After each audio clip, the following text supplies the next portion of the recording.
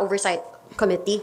Nakapag-usap na rin po ba kayo sa kanya? Sino-sino po yung magiging miyembro natin from the House?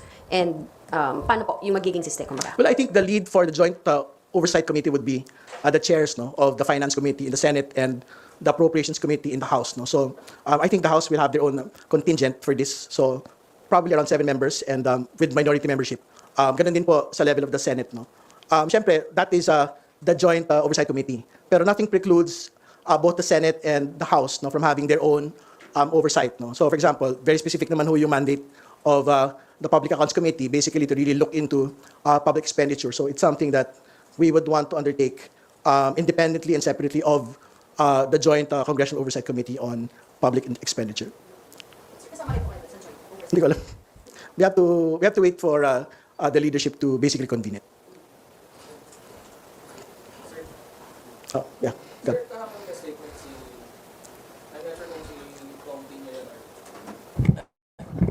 I think, Sir Makabayan, may statement kahapon regarding that joint congressional oversight na parang sinasabi na we shouldn't put much credence on this joint committee kasi how will the lawmakers o parang kumbaga do oversight over the allocables na sila rin naman yung naglagay or makikinabang? I mean, for their own districts.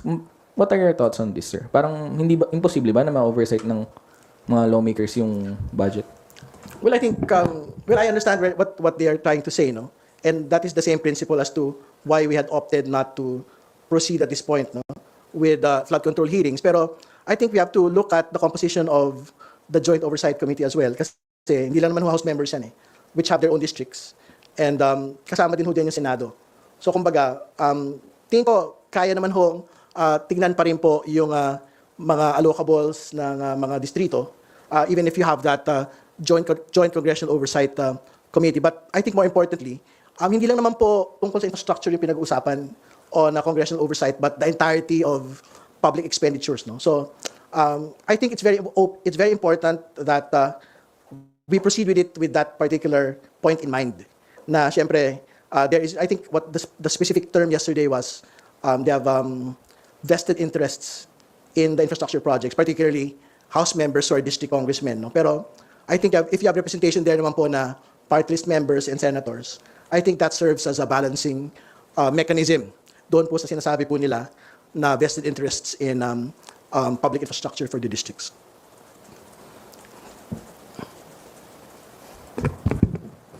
Kung ito may nakarating sa akin, may nakarating sa akin daw na right now daw parang wala daw congressman na nag-attend sa ICI hearing kasi daw meron daw budget for pushing the impeachment of the Vice President this 2026. And ina-allege din ni Senator Amy Marcos na yung budget daw ay quote-unquote giniling para sa impeachment ni VP. Any thoughts on the allegations na itong budget na ito is going to fund again another possible impeachment move to the Vice President? Well, una sa lahat, hindi ko masyadong gets yung intersectionality nung pong non-appearance ng mga kong sa supposed moves to impeach the Vice President on the basis of additional funding for 2026. So tingin ko, para magkaibang bagay po yun and we shouldn't conflate it. And more importantly, I don't think it's accurate to say that no one actually went to the ICI proceedings because as far as I remember, Majority Leader Sandro Marcos was there, Congressman Nicky Briones was there, and several other House members actually attended that particular proceeding. So yun, I think that's the first point that needs to be made. So that is factually incorrect. But secondly, hindi ko lang batayan po para sabihin na there are funds being made available to impeach the Vice President at this point. I think whatever moves that will happen by the 5th of February, by the 6th of February will be undertaken independently of whatever it is that is being alleged. Kasi impeachment proceedings naman po are not based on projects that are promised. Impeachment proceedings are based on quests for truth and accountability, particularly on the use of confidential funds. So the basis for the impeachment last year has not changed actually for 2026. So if House members or civil society would want to file it again as soon as the one-year ban is finished, I think they are free to do so. And I don't think they will be motivated by any promises of any projects for 2026.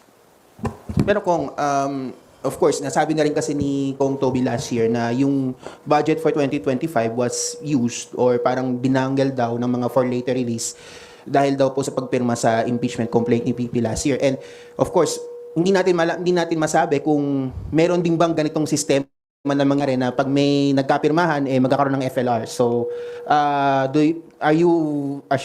we assured na walang mangyayaring hocus pocus na naman na mangyayari this coming February 6 if ever man magkaroon man ng impeachment complaint and then pirmahan na naman to dahil may mga dinanggal na mga funds for later release? Well, again, that's a bit premature to answer kasi there's no impeachment complaint that has been filed as yet. Di ba? So, I don't want to talk about hypothetical at this point. But yung remark naman po ni Congressman Chanco, I think that is best addressed by him again. No? So, whatever he feels about last year, I haven't been there in the 19th Congress, so I think it is him to get someone else to basically corroborate what he said.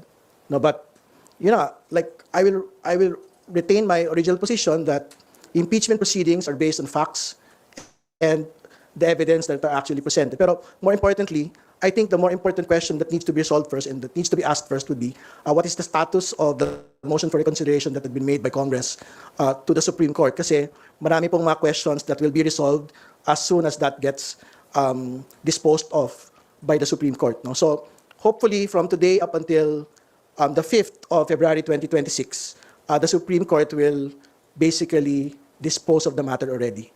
Kasi syempre, pagka it is favorable to the House, it basically would mean that you don't need another impeachment complaint against the Vice President at this point. It basically means that the Senate will have to proceed to trial if it is favorable to the House. No? Pero syempre, if it is unfavorable to the House will have to implement the new rules of impeachment that the Supreme Court wants us to implement. No? So that would have to guide us by the 6th of February pagka nagkaroon po ng new impeachment complaints. Sir, good morning. Kenneth muna, Kenneth. Ay. Sige, Lanes ka muna. Sir, on sa impeachment, just to be clear, the House will wait for the SC ruling first before deciding I don't think so. to pursue another impeachment complaint. No, I don't think it's contingent on anything. Di ba? Kasi anyone is, as soon as the ban is finished, has lapsed, I think anyone is free to make what they want to do of that lapsing of the date. No? So, by the 6th of February, if there's a group, a person, private person, House member that wants to file an impeachment, they're free to do so. No? So, syempre, it gives a little bit more complication on how the House will have to proceed. Di ba? Pagka hindi pa ho na-resolve yung MR. But, hindi naman natin kontrolado po yung Korte Suprema. Di ba? I also cannot make a statement on whether, on how the House will actually proceed. Will it insist on its own rules by the 6th of Feb kung wala pa ho siyang wala pang resolution po yung MR? I don't know. I think the House will have to decide at that point. Sir, yung follow-up about the budget. Sir, yung sa kasi we're talking about the safeguards, yung vetoed provisions. Going forward, do you think, sir, the Department of Budget and Management should announce kung merong releases from UA?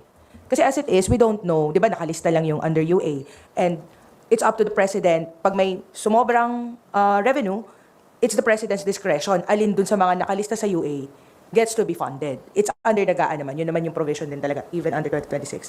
So dapat ba, the DBM should announce na we had this excess revenue and this item what is funded by this excess revenue because of so and so and so. Yung justification. Bakit kasi, halimbawa, 15 yung nakalista. Diba? Dapat the burden is on the DBM or on the President to justify, halimbawa, yung item number 6 ang pinondohan nung excess revenue under UA. Well, tingin ko wala naman pong problema kung mag-undertake ng transparency measures, no? Yung pong DBM. Kasi anyway, for example, lahat naman po ng mga budget documents nila is being uploaded to their website. So I don't think we need to have separate rules for yung pong UA implementation as we reach that point. So actually, hindi lang ho siya usapin nung which project it is, no? So they have to be transparent firstly on whether or not excess revenue exists, or second, they have to be transparent also on whether they will have to borrow for these projects to be able for us to be able to fund these particular projects. So yun yung una. So second, saka tayo mag-usap kung ano yung mga projects na actually gusto nilang pondan from this excess revenue or from additional loans that we will undertake during the course of the year. Thank you, sir. Kenneth. Hello. Sir, what mechanisms beyond the monitoring of the bidding process will the committee use to monitor state spending? And will this include congressional hearings po ba? Hindi, syempre, yun naman po yung main mandate, no, to undertake congressional hearings. No? Pero syempre, higit pa po doon sa mga pagdinig, yung actual pong pagpunta doon sa mga opisina.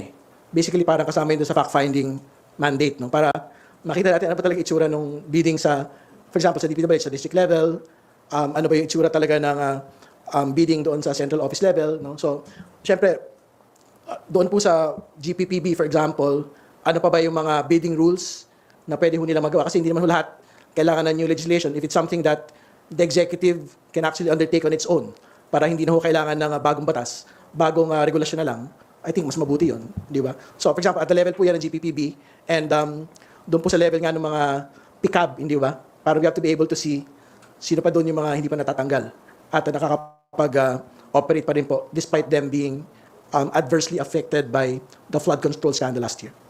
Sir, the Philippines is under a nationwide state of calamity since November. Kasama rito yung parang pag-streamline ng bidding process. How will the committee exercise its oversight functions to ensure na yung bidding process nga is still transparent given na mas madaling ang procurement under a state of calamity? Well, syempre, hindi ho pwede talaga na, kahit ho streamlined yung po nga bidding processes. For example, yung mga requirements ng track record, doon po sa project implementation, previous project implementation, at financial viability, hindi ho natin dapat bitawan kasi major pillars ho yun doon sa pagiging tamang entidad nung pong sumasali sa mga bids. No? So, hindi natin pwedeng bitawan po yun. So, I think, even if you have like streamlined processes, particularly on periods of like the number of days para matapos po yung mga bids, I think basta in place ho yung most important accountability mechanisms, tuloy lang ho yun. Okay. And sir, how will the committee monitor nga yung disbursement of unprogrammed appropriations given na hindi nga natin nalalaman if nailabas na yung pondo? How does the committee plan on doing that? We have to work with the DBM on it, actually. Kasi, totoo yun, meron ho talagang a bit of opacity in the previous use of UA. And I think, and to be fair to the President, basically obliterated na po yung most controversial parts of UA, no? Particularly po yung SAGIP, which had basically been the funding house for infrastructure projects. No? What had only been retained, and for the most part, yung po nga support for foreign assisted projects. No? So, I think, ano naman ho yun, syempre, kailangan pa rin ho natin bantayan. And yung opacity, irrespective of whatever line item it is, kailangan meron pa rin hong a little bit more transparency dito po sa paggamit po nito. At nabanggit ko na yan kanina. Hindi ba? Una, more transparency on whether excess funds exist. And secondly, which particular projects will be undertaken in the event that excess funds actually exist. So dapat mas state ho yun publicly agad. Hindi yung parang hahabol lang bigla yung tao pagka nagamit na yung pondo. Okay. And sir, sir, you mentioned na parang kailangan nga ng greater public participation and monitoring pagdating sa state spending.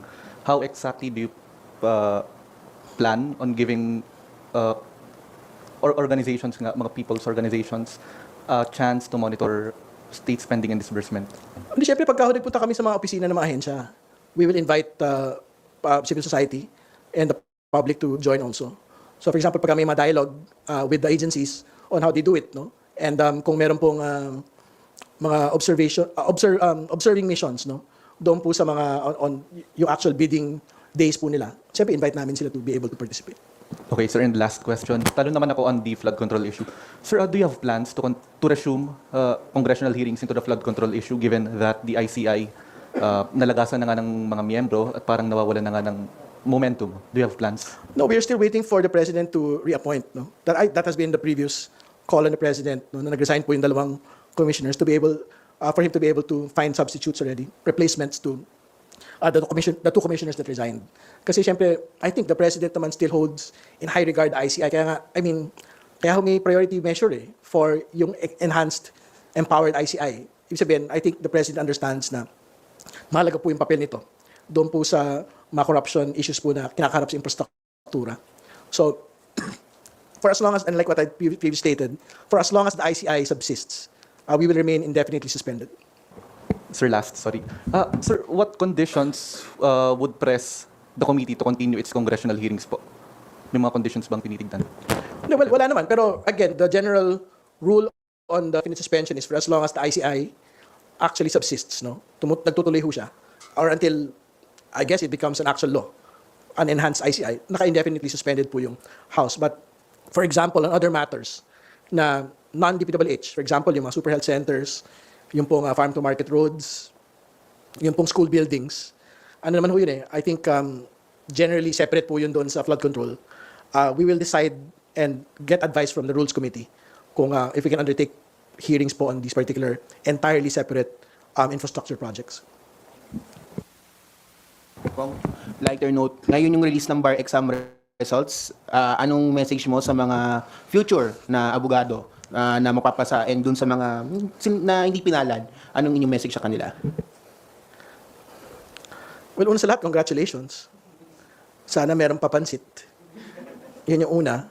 Pero pangalawa, syempre, mahalaga po talaga yung rule of law, no? Kung baga sila yung unang magbibit-bit nun at magpapamandila nun, wag ho nilang bitawan yun. Kasi, yun ho talaga yung nagtitiyak na talagang very important na we continue to speak truth to power, na hindi natin pinapabayaan na injustice yung magre-reign sa ating pambansa. So, dapat bitbitin ho nila lagi yun as they go along their law practice. At syempre, dun sa mga hindi yung pinalad, tuloy lang. Di ba? I mean, malungkot, no? Pero mahaba na yung buhay. Di ba? Lagi may pag-asa. Sir, sorry po, sa likod. Sir, part po ng oversight ba nung Public Accounts Committee? Kasi merong panawagan din si Cong Leviste na maging transparent yung mga House members doon sa liquidation ng paggamit ng MOOE. Supportado niyo po ba yun na ilabas kung saan ginagamit or at least yung listahan kung paano ginamit yung MOOE po ng mga House members? Tingin ko katulad na binanggit ko na po nung nagdaan, yung pong proseso po ng MOOE ay dinedetermine po una ng House leadership. Tapos pangalawa, determined jointly with the Commission on Audit yun eh. Hindi ba? So, we will leave it to the Commission on Audit if they wanted to introduce new rules, no, dito po sa bagay po na ito. Kasi like what had been previously stated by a veteran congressman, this has been in place for as long as anyone can actually remember. Sabi ni Congressman Chanco when he was first congressman, it has been in place since 2010. Since I became congressman in 2013, it has been in place since 2013. No? So, if the Commission on Audit would want to place additional rules on the use of MOOE, I don't think the House naman po will debate it. No? We will follow whatever COA would want, whatever they would want to do with the MOE. No? Pero, yun lang muna, ayoko na masyado daldal tungkol dun sa bagay nito. Sir, last na lang po, being the representative of Bicol Saro Party List, meron po ba tayong preparations regarding po doon sa activities po ulit kasi ng Mayon? So meron mga areas na for evacuation na meron po bang relief efforts yung party list? Well, yung pong, syempre, it's a regional party, no? So, I think most of, thank you for mentioning it, most of yung pong mga operations funds naman po ng Bicol Saro, no, is being used for all of these activities. So, yan po, nagagamit po yan para dito sa mga relief operations. And as soon as, syempre, kung ano man ho yung mangyari po dyan, we're monitoring what will happen. Wala pa naman actually, at this point. Pero, syempre, naghahanda rin po kami for any eventuality.